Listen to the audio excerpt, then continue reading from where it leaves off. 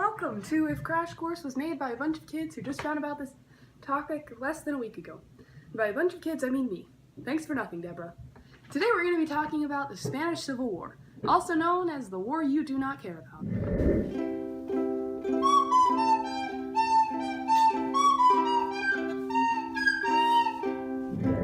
Alright, let's get right into it. 19th century Spain was muy turbulento. The liberals kept fighting the monarchy and were trying to push Spain into more of a democracy. But King Ferdinand, also known as Ugly Prince Hans from Frozen, didn't like that, obviously. So he was like, Yo soy el rey. ¿Cómo te atreves? Yo destruiré el trono liberal. and he did, because he was, as historian Stanley Payne says. In many ways, he was the basest king in Spanish history. Cowardly, selfish, grasping, suspicious, and vengeful. He seemed almost incapable of any perception of the Commonwealth. He thought only in terms of his power and security, and was unmoved by the enormous sacrifices of the Spanish people to retain their independence and preserve his throne. Ay Dios mío, what a strong opinion. But anyways, the liberals didn't really like that, obviously. So, after a bunch of urban riots and liberal movements, the uprisings were underway. And after a ton of chaotic backs and forth that included alternate universe mob boss Einstein, aka Misieto Alcazamora, and a young Mr. Kellogg, or King Amadeo I of Spain, everybody was ready for war. Wait, Alcazamora? His name is Alakazam. So the Spanish Civil War, or La Guerra...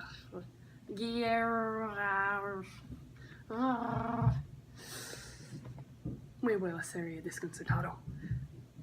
The war was ready. It was between the conservative aristocrats that wanted a more, how do you say, fascist government, and the liberal, somehow called the Republicans, that wanted more of a democracy. Timely. So the right side, or the nationalists, were led by a guy named Francisco Franco, aka this misogynistic asshole. Cisco would be ashamed to share a name with you. Cisco is a feminist. Sorry for all my Flash references. Anyways, the original leader of the right, Jose Sanjurjo Isa Canel, aka someone's dad face swapped with Hitler, sent out a pronunciamiento to start off the war. This pronunciamiento was against the elected left leader, who, and this is a fact, was a toad that got turned human. Now, look it up for yourself. Use Google. Google's out there. Just look it up. Later, Sanjurjo died, and the asshole took his place. What do you mean I'm not being impartial? One of the most important, unconventional, and revolutionary weapons used in the war was propaganda. Pueblos de Levante, los hijos, las madres y las compañeras de los héroes de Madrid no deben perecer bajo la metralla el fuego de las aviones fascistas. Facilidad tu evacuación. I just dropped it. I'm sorry. I swear I'm the only Hispanic who can't speak Spanish. But arguably the most important physical weapon used for killing was the bolt-action rifle. This thing comes in many types, and it's basically what you think of when you think of old guns. The fascist side got support from Nazi Germany, and this brings us to one of the ways this war was extremely important. To quote my friend, this was basically a proxy war between communism and fascism. And she's right. The left side, confusingly known as the Republicans...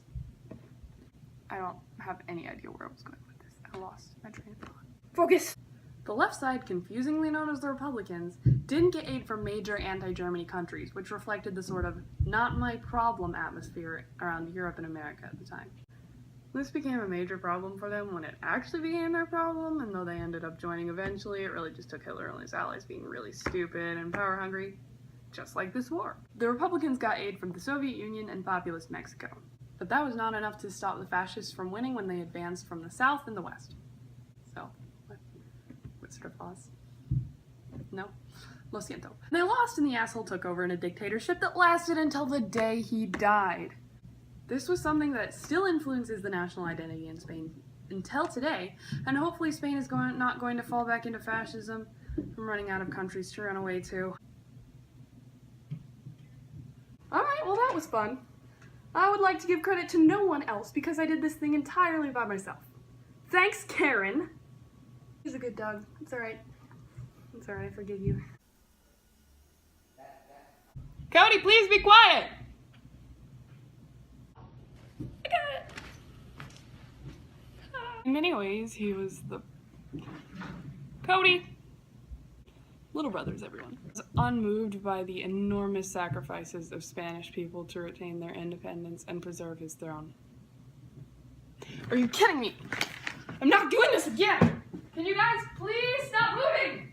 Why? Why must I suffer in this way? Why? Can you please be quiet? I can hear it very loud.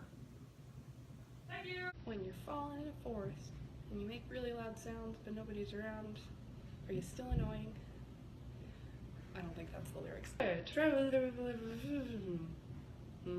That's some good quality Spanish right there. Quality Spanish. Oh, come on, this is not the script. I can't remember it. I can't remember what it is. This is gonna be terrible. Alright, please don't fail me.